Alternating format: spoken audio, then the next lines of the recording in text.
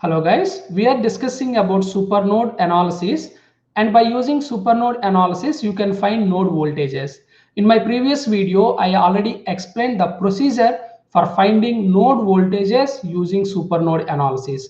For example, if I give any circuit to you, so you should know which analysis is more appropriate, either node analysis or supernode analysis. So I told you one point that, for example, if a voltage source, suppose this is what the given voltage source is connected between the one node voltage and the V reference. See here, V reference equal to 0, and this is what one node voltage V1. Now this voltage source is connected between node voltage and V reference. Therefore, you can apply what? Nodal analysis. Whereas in another hand, suppose the voltage source is connected between two node voltages. This is V1 and V2. Now in this case, you need to apply supernode analysis. Clear? See here, for this given circuit, you need to determine the node voltages. So what is our first step here? We need to identify how many nodes we have. Okay, so how many nodes we have? Here see this current source and 1 ohm, and this voltage source is connected here. This is our node voltage V1, and this 1 ohm and this 1 ohm voltage source and 1 ohm resistor, and 1 ohm resistor is connected here. This is what our common point. This is V2. So how many nodes you have? Two nodes, that is V1 and V2. So for any given circuit, how many reference node you have? Only one reference node, that V reference equal to 0. Clear? So how many equations you will get here? Equation, number of equations is equal to number of nodes. How many nodes? V1, V2, V reference. 3 minus 1. You will get what? Two equations. So how to get those two equations? If you apply KCL at V1, you will get one equation, and if you apply KCL at V2, you can get the second equation.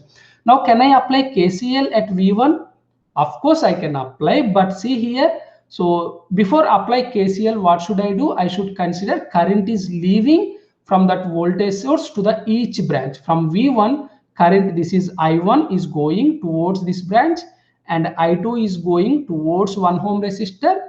See here, this is what, if I consider this current is leaving towards this branch, this is not a resistor, this is what? A voltage source. See, this voltage source is connected between V1 and V2. Therefore, you cannot apply what? Nodal analysis. So can I apply KCL at V2? Of course, but here in this particular circuit, you cannot, because see, when I consider node V2, this voltage source is also connected. So this voltage source is connected between V2 and V1. Therefore, I cannot apply KCL at what? V2. Therefore, what I need to do, I need to form a super node using what? Using V1 and V2. So I cannot apply KCL at V1, and I cannot apply KCL at V2. Therefore, using V1 and V2, I need to form a super node. Super node is nothing but what? Combine this V1 and V2. Now here I need to apply KCL at supernode, at this particular supernode. Before apply KCL at supernode, what I have to do? I have to consider current is leaving from this supernode to the each branch. So from here, I1 is going to this branch, and I2 is going to this 1 ohm resistor, and here what? This I3 is going to the 1 ohm resistor, and I4 is going towards 1 ohm resistor. If I apply KCL, what happened? As per KCL, I1 plus I2 plus I3 plus I4 equal to 0. So you already know, right, how to write I1, I2, I3, I4. Okay. So here see, this is your assumed current direction I1.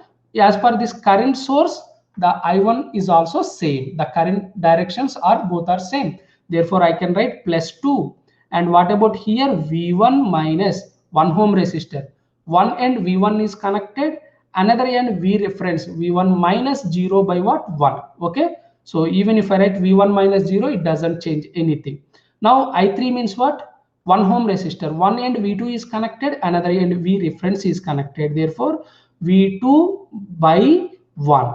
So here when coming to the I4, 1 ohm resistor, one end V2 is connected, another end 2 ohm resistor is connected, minus 2 or plus 2. So it all depends on what? Current direction. Your assumed current direction is coming this way, but as per this voltage, current is going like this. So therefore minus 2. by 1 equal to 0. So here you can write 2 plus v1 plus v2 plus v2 minus 2 equal to 0. So you always need to write what? v1 term, v2 term, v3 term, and if you have v3 you should write v3 and constant. So here what? v1 plus 2v2 and minus 2 plus 2 will become 0. This is what?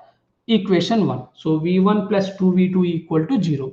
Then see here how many equations you have to get? 2 equations, but you cannot apply KCL at v1, you cannot apply KCL at v2. By using this I form super node, I get equation 2. Then how to get the third equation? See, from here itself you will get the second equation, not third, second equation. Now see the difference between node voltages v1 and v2 is equal to what? 1 volts. So the difference between v1 and v2 equal to what? 1 volt. So why I am writing v1 minus v2 equal to 1? Why not v2 minus v1 equal to 1? This is very important. For example, v1 means what? Minus and plus. Yes or no? This is my v1. Now here 1 ohm means what? Plus and minus equal to 1 ohm. And here v2 is what? You also consider plus and minus like this. So this is my v2. Now here see, as per now you can assume the current is flowing like this, right? Current is flowing like this. So current always flows. So current is flowing in this direction, left to right, minus to plus, therefore plus v1. So here current is coming this way, but as per this voltage source, current will come what? Opposite direction. So as per this voltage source, current is going like this. As per this voltage source, current is coming like this. This is opposite, minus 1. Okay. So as per this v2 voltage source, current is coming like this, right? Therefore, this is opposite to v1. Therefore, minus v2 equal to what? 0. So if you solve this one, v1 minus v2 equal to what? 1. So I hope you understood why I have written v1 minus v2 equal to 1. Suppose in another case, don't consider all these things. So here this is v1, v2 and v. Now consider as per this voltage source, current is coming what? This way. So I can write minus plus. So plus v2. So here minus and plus, current is going in the same direction. If it is the same direction, then I can write plus 1. And now see, as per this voltage source, current is coming what? Opposite direction, right? So minus v1. If current directions are same, plus. If the current directions are opposite, minus, equal to what? 0. Therefore, if you solve this one, what happened? So if you multiply with minus, what happened? So v1 minus v2 minus 1 equal to 0. Therefore, v1 minus v2 equal to 1. See here, even if you consider case 1, you get v1 minus v2 equal to 1. Even if you consider another direction, you get the same one, v1 minus v2 equal to 1. I hope you understood how I have written this v1 minus v2 equal to 1. Okay, clear. Now what you have to do, by using equation 1 and equation 2, you have to find v1 and v2. So can we apply Cramer's rule for this one? Yes.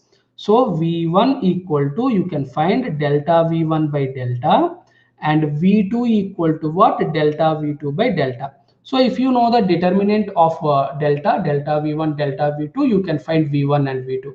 So if you don't know how to find this, how to apply Cramer's rule, I already prepared a video, so please watch that one so that you will get familiar with that. So how to write delta v1 and v2 terms from equation 1? What is the v1 coefficient 1, v2 coefficient 2, and v from equation 1? So v1 and v2 coefficient from equation 2, 1 and minus 1. Therefore 1 into minus 1, minus 1. So if you multiply from down to up, this is what? Minus 2. Therefore this is what? The determinant of delta is what? Minus 3. Now delta v1, what we need to do? Instead of v1 terms, you have to write the constant values from equation 1 and equation 2.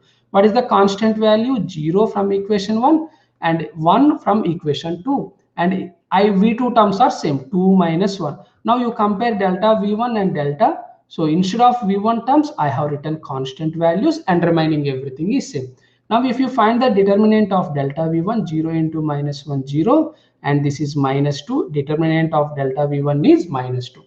Now if you find delta v2, so v1 terms are same as delta 1 and 1. Instead of v2 terms, we have to return the constant values from equation 1 and equation 2.